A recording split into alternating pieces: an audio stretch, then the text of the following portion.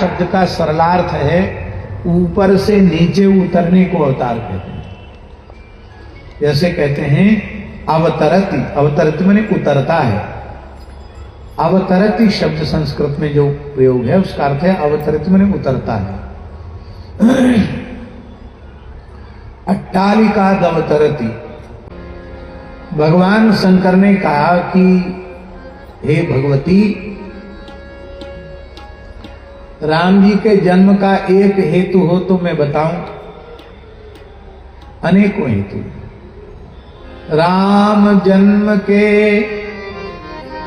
हेतु अनेका, परम विचित्र एक ते एका। तो एक ते एक है, एक तो कोई बताओ। तो भगवान शिव कहते हैं कि निश्चय पूर्वक एक को नहीं कहा, क्योंकि एक हो तब तो एक को कहा जाए। एक को निश्चय पूर्वक हरि अवतार हेतु जेहि होई, इदमित्थम कही जाए न सोई। बस यही है, इसके अतिरिक्त दूसरा हेतु नहीं है, ये नहीं कहा जा सकता है। प्रसंगांतर की बात है, लेकिन अभी अभी मेरी स्मृति में आई है तो हम कह देते हैं।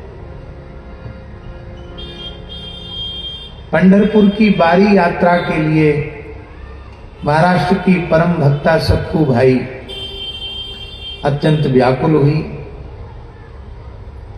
और पंढरपुर के पैदल यात्रियों के साथ वह चल पड़ी। ससुराल वालों को पता चला तो उसको पकड़ लिया गया, बड़ी पिटाई हुई और उसको खंबे से बांध दिया गया। वह रो रो कर कह रही थी मेरे प्राण भले ही छूट जाएं, पर एक बार तो पंढरपुर में जाकर मैं श्री विठ्ठल प्रभु का वारी यात्रा में जाकर दर्शन तो करूं। बार बार रो रही थी। तो उस समय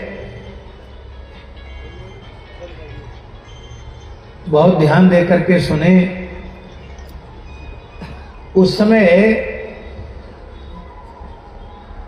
स्वयं श्री पंढरीनाथ जी स्त्री बनकर के आ गए और सखूबाई के स्थल पर बन गए। स्त्री बन के क्या गए, सखूबाई बन के आ गए।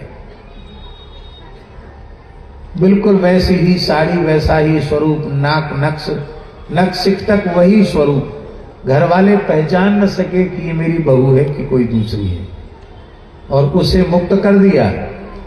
और वो पंढरपुर में जाकर पंढरीनाथ जी का दर्शन करके ऐसी प्रेम विह्वल हुई कि उसने पंढरीनाथ जी के चरणों में अपने प्राणों का ही विसर्जन कर दिया, अपने प्राणों की भेंट चढ़ा दी। और गांव के लोग थे, क्षेत्र के लोग थे, उन्होंने चंद्रभागा के तट पर संस्कार भी कर दिया। अब सोचो। और इधर ठाकुर जी ही सखूबाई बन करके खंबे से बंधे हुए हैं। अरे लोगों ने कहा 2 दिन 3 दिन हो गए, मर जाएगी भूखी प्यासी, खोलो खोलो खोलो। खोल दिया। सब काम करने लगे, चौका बर्तन कपड़ा लत्ता धोना, रसोई बनाना, सास ससुर की सेवा करना, उस दुर्विनीत दुष्ट पति के भी चरण दबाना। अब देखो ये सब विमुख जीव क्या अधिकारी हैं भगवान के संस्पर्श के। और जब श्री ठाकुर जी ही घर में टहल करने लगे तो घर का तो पूरा वातावरण ही बदल गया। सब परम साधु स्वभाव के हो गए, सबका लाड़ प्यार एकदम उड़ेल दिया गया बहू के ऊपर। सब बहू बहू, दिन रात बहू ही सबके तन मन प्राण में बस गई। सब सखूबाई को बहुत प्यार करने लगे। और इधर पंढरीनाथ जी के बिना रुक्मिणी जी का मन नहीं लगा। बोले ये तो गए सो गए, कहाँ गए भैया, ये तो सखूबाई बने हुए सेवा कर रहे हैं। तब श्री भगवती महालक्ष्मी रुक्मिणी जी चंद्रभागा के उस स्थल पर गई जहां सखूबाई का संस्कार किया गया था। साक्षात भगवती जगत जननी महालक्ष्मी रुक्मिणी महारानी हैं, वो क्या नहीं कर सकती हैं। भगवान के समान ही सामर्थ्य रुक्मिणी जी में है। उन्होंने उसके भस्मावशेष से ही अपने संकल्प से पुनः सखूबाई को प्रकट कर दिया और कहा कि तुम जाओ और इधर सखूबाई वहां पहुंची और गांव के लोगों ने जाकर वहां खबर और कर दी कि तुम्हारी बहू वहां थी और वो पधार गई, उसका संस्कार कर दिया, क्योंकि इतने जल्दी सूचना देना और आप लोगों का आना संभव नहीं था। और इधर सखूबाई, अब जो नकली सखूबाई थी वो तो नकली तो ठाकुर जी बने थे ना, वो अंतर्धान हो गए, वो असली सखूबाई आ गई। तब उन विमुखों को, गांव के लोगों को पता चला कि इतने समय तक पंढरीनाथ ही सखूबाई के रूप में प्रकट होकर के उन्होंने लीला की। अब बताइए, आप रामावतार कृष्णावतार का प्रयोजन तो बता दीजिएगा कि एक बार नारद जी ने साप दिया या भृगु जी ने साप दिया या सनकादिकों के कहने से भगवान ने अवतार लिया, अनेक पौराणिक प्रयोजन आप गिना दीजिएगा, लेकिन सखूबाई के लिए ठाकुर जी स्त्री बन गए, ये कहां से है? इसलिए इदमित्थम कही जाए न सो। आगे गोस्वामी जी ने कहा, सो केवल भक्तन हित लागी, भगवान के अवतरण का हेतु केवल भक्त हैं। प्रेमियों को कृतार्थ करना, उन्हें प्रेमदान करना, उन्हें प्रेम पूर्ण प्रगाढ़ आलिंगन प्रदान करना, यही भगवान के अवतार का मुख्य प्रयोजन है। अब मुख्य प्रयोजन के साथ गौण प्रयोजन भी सिद्ध हो जाते हैं। अब प्रेमियों को प्रेमदान करने आए हैं तो फिर रावण कुंभकर्ण आदि का भी उद्धार कर देंगे, हिरण्यकशिप हिरण्याक्ष का उद्धार भी कर देंगे, कंस आदि का वध भी कर देंगे, वो भी अवान्तर काम है। हमारे यहां व्याकरण में एक प्रयोग आता है, विद्यालयम गच्छ गाम चानय। तो मुख्य कार्य है विद्यालयम गच्छ, अब वहां से लौटते आओगे, गैया के घर लौटने का समय हो रहा हो तो गाय भी ले आना। दूसरा प्रयोग है ग्रामम गच्छन तृणम स्पृशति, गांव को जाता हुआ तृण स्पर्श करता है, तो तृण स्पर्श प्रयोजन नहीं है। ग्रामम गच्छन, गांव को जाना, यही उसकी गमन क्रिया का मुख्य प्रयोजन है, तृण स्पर्श प्रयोजन नहीं है। ग्रामम गच्छन तृणम स्पृशति के समान भगवान और जो अवतार के हेतु हैं उनकी भी पूर्ति कर देते हैं। वस्तुतः भगवान के अवतार का मुख्य कारण है अपने प्रेमियों को कृतार्थ करना। बोलो भक्तवत्सल भगवान की जय। आप सब लोगों को कंठस्थ है, कहने की आवश्यकता नहीं है। यदा यदा हि धर्मस्य ग्लानिर्भवति भारत अभ्युत्थानमधर्मस्य तदात्मानं श्रयाम्यहम्। परित्राणाय साधूनां विनाशाय च दुष्कृतां धर्म संस्थापनार्थाय संभवामि युगे युगे। इसकी टीका में आचार्यों ने साधु परित्राण को ही भगवान के अवतरण का मुख्य हेतु माना है।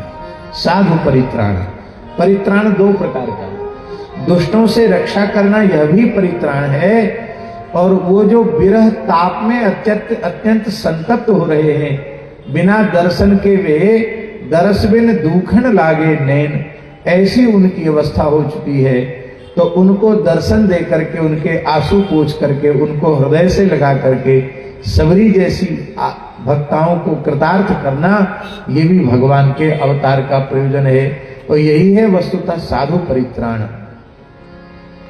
क्योंकि भगवान सत्य संकल्प हैं, उनके संकल्प से अनंतानंत ब्रह्मांडों का संहार हो जाता है, तो क्या उनके संकल्प मात्र से असुरों का संहार संभव नहीं होगा? श्रीमद् वाल्मीकि रामायण में भगवान ने जब विभीषण को शरण में लिया तो इस बात से वानर राज सुग्रीव जी बड़े क्षुब्ध हो गए। उनके मन में आया कि मैं वानर राज हूं और मेरे मंत्रियों से मुझसे सलाह ली गई, फिर हमारी एक भी बात मानी नहीं गई, किया अपने मन का गया। तो जब अपने मन का ही इन्हें करना था तो हमसे पूछने की क्या आवश्यकता थी? हम विरोध कर रहे होते कि नहीं तो बात अलग थी। हमसे पूछा भी पर हमारी बात मानी भी नहीं। यह तो सबके बीच में मेरा घोर अपमान हुआ, तिरस्कार हुआ, और अभी तो युद्ध हुआ ही नहीं। अरे युद्ध की बात तो जाने दीजिए, अभी सबसे पहली समस्या है कि इतनी बड़ी बानरी सेना लेकर समुद्र पार करके लंका कैसे पहुंचा जाए, ये बहुत बड़ी समस्या है। इस समस्या का भी समाधान नहीं हुआ। और शत्रु के भाई विभीषण को इन्होंने शरण में लेने की आज्ञा कर दी। तो ऐसे मनमाने राजधर्म के, राजनीति के, युद्ध नीति के विरुद्ध निर्णय यदि प्रभु लेंगे तो कैसे त्रिलोक विजयी रावण से युद्ध होगा। हम बानर भालू अपने व्यर्थ में प्राण क्यों दें? जब इनको मनमाना करना तो अपने ढंग से कर लें। ये बात उनके मन में आई। प्रभु तो सर्वांतर्यामी है, भगवान समझ गए। भगवान ने कहा, सुग्रीव कान खोलकर सुन लो, रावण वध के लिए, असुरों पर विजय प्राप्त करने के लिए हमें किसी सहयोगी की आवश्यकता नहीं। तुम्हारी सेना की आवश्यकता नहीं, लक्ष्मण जी की भी आवश्यकता नहीं। मानसी में तो कहा, जगमहु सखा निशाचर जेते, लक्ष्मण हनहि निमिष महु देते। लेकिन वाल्मीकि में प्रभु कह रहे हैं, मुझे किसी की आवश्यकता नहीं। चलो लक्ष्मण जी की भी ना होगी तो धनुष्वाण की तो होगी। आपका अमोघ धनुर्वाण है, शारंग धनुष है, दिव्य आपके अमोघ वाण है, आप उनसे ही सब कुछ कर देंगे। भगवान बोले, हमको चक्र की, गदा की, बाण की, धनुष की भी आवश्यकता नहीं। न सेना की जरूरत, न सहयोगियों की जरूरत, न अस्त्र शस्त्रों की आवश्यकता। तब क्या करेंगे, कैसे करेंगे? तो भगवान का श्रीमुख का वचन है, सुखपूर्वक इसके प्रस्थान करें, हमें किसी की आवश्यकता। प्रभु मैं जीव हूं, बार बार आपके स्वरूप को भूल जाता हूं, मैं आपकी शरण में हूं, मुझे क्षमा कीजिए। आप हम सबको यश देने के लिए, हम सबको कृतार्थ करने के लिए अपनी रणलीला में सम्मिलित कर रहे हैं। आपका यह अनुग्रह है, आपको हमारी आवश्यकता नहीं। सृष्टि को बनाने में भगवान को किसी की सहायता की जरूरत पड़ी? बोलिए, जेहि सृष्टि उपाई, त्रिविध बनाई, संग सहाय न दूजा। किसी की सहायता की आवश्यकता नहीं पड़ी, तो भला हमें किसी की आवश्यकता क्या है?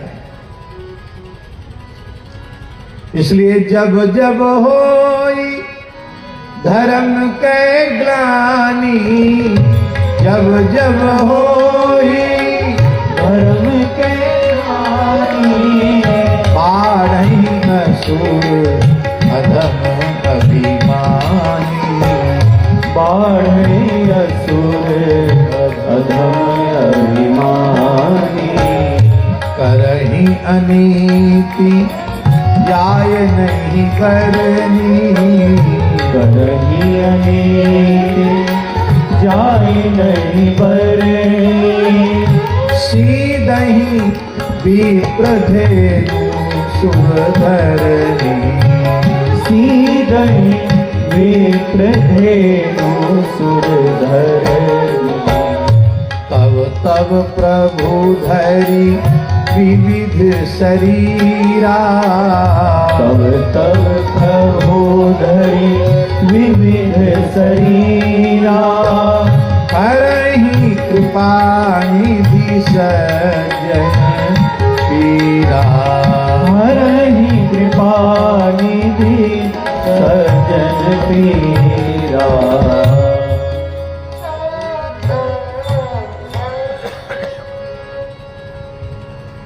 पूज्य महाराज जी के शब्दों में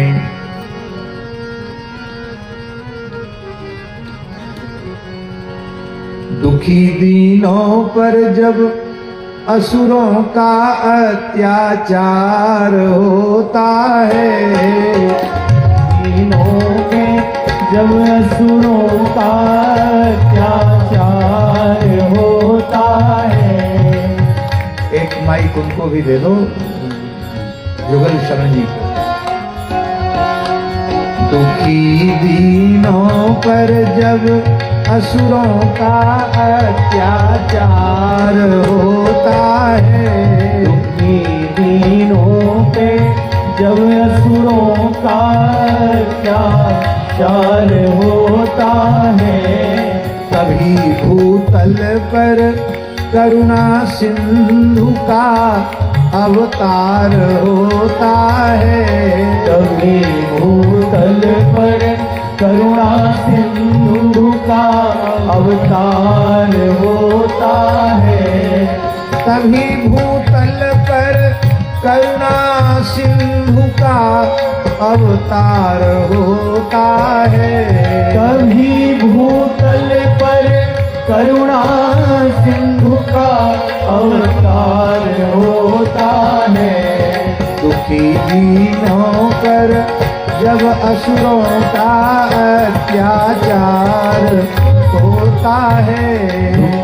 दीनों पर जब असुरों का अत्याचार होता है। प्रजा पीड़ित प्रताड़ित जग में हाहाकार होता है। प्रजा पीड़ित प्रताड़ित जग में हाहाकार होता है। तभी भूतल पर करुणा सिंधु का अवतार होता है। तभी भूतल पर करुणा सिंधु का अवतार होता है। तभी भूतल पर करुणा सिंधु का अवतार होता है। तभी भूतल पर करुणा सिंधु का अवतार होता है। तमोगुण का अंधेरा घोर चारों ओर जब फैले। तमोगुण का अंधेरा घोर चारों ओर जब फैले। सरल सज्जन गरीबों का जीना दुश्वार होता है। सरल सज्जन गरीबों का जीना दुश्वार होता है। कृतघ्नि क्रूर कुटिल कुमार्गामी खल जभी बढ़ते। कृतघ्नि क्रूर कुटिल कुमार्गामी फल जभी बढ़ते। धराधर शेष के सिर पापियों का भार होता है। धराधर शेष के सिर पापियों का भार होता है।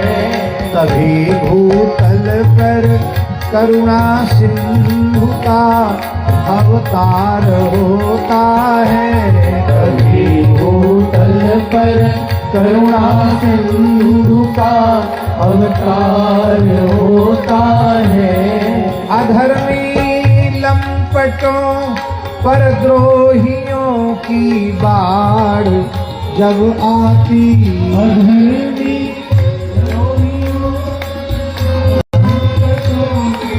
बाढ़ जब आती।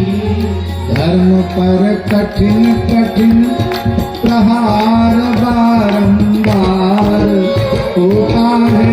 धर्म पर कठिन कठिन प्रहार बारंबार होता है।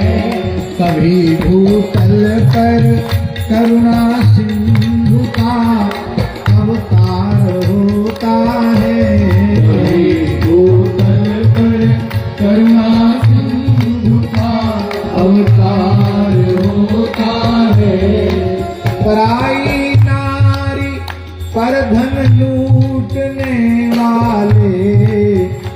लुटेरों से, पराई नारी पर धन लूटने वाले लुटेरों से। प्रभावित जब प्रशासन हो के भ्रष्टाचार होता है, प्रभावित जब प्रशासन हो के भ्रष्टाचार होता है।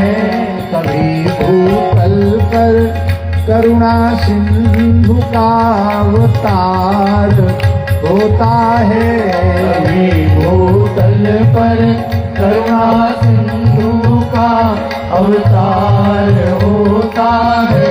एक प्रश्न है कि जब युग धर्म ही यही है, नारद जी ने कह दिया ना, अयंत युग धर्मो ही वर्तते कस्य दूषणम अतस्तु पुंडरी काक्षः सहते निकटे स्थिता। तो जो युग धर्म ही इस प्रकार का है तो उस प्रवाह में हम बहने लग जाएं? कहते नहीं। देवर्षि नारद जी का वचन है, धत्ते धैर्यम तुयो धीमान सधीरः पंडितो तिवा। जो इस भयंकर काल में धैर्य धारण करता है वही पंडित है, वही बुद्धिमान है, वही विद्वान है। हमारे पूज्य महाराज जी कहते थे, प्रवाह में कूड़ा करकट बहता है, कचरा बहता है, चट्टान प्रवाह में बहती नहीं। हजारों वर्ष हो गए गंगा यमुना में पड़ी हुई चट्टानें जैसी की तैसी पड़ी हुई हैं। बड़े बड़े वृक्ष को बहा करके ले गई। वृक्ष क्या है? अहंकारी जीव। उनको बहाकर समय का प्रवाह ले गया। लेकिन सिद्धांत की सुदृढ़ चट्टान बन करके जो केवल भगवद आश्रय लेकर के रहते हैं, गुरु गोविंद का आश्रय लेकर के रहते हैं और सिद्धांत की सुदृढ़ चट्टान बन करके रहते हैं, समय की धार, समय का बहाव, प्रवाह उनके ऊपर से उतर जाता है पर समय का प्रभाव उनके ऊपर नहीं पड़ता। बहुत ध्यान देकर सुनने की एक बात है, हम सब लोगों का जन्म कराल कलिकाल में हुआ है। ये जन्मे कलिकाल कराला, कराल कलिकाल में हमारा जन्म हुआ है। उस कलिकाल में जन्म हुआ है जिस कलिकाल के संबंध में नारद जी का कहना है, कली दावानले नाद्य साधनम भस्मकांगतम। कली के दावानल में सारे साधन जलकर खाक हो चुके हैं।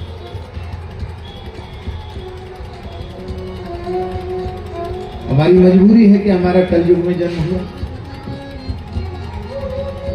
लेकिन कलयुग में जन्म लेकर भी हम सतयुग में जी सकते, इसमें हमारी कोई मजबूरी नहीं है। कलयुग में भगवान ने हमें जन्म दिया है, पर हम चाहें तो कलयुग में पैदा होकर भी सतयुग में जी सकते हैं। कैसे? परम भागवत राजर्षि परीक्षित ने कलयुग को 5 जगह दी।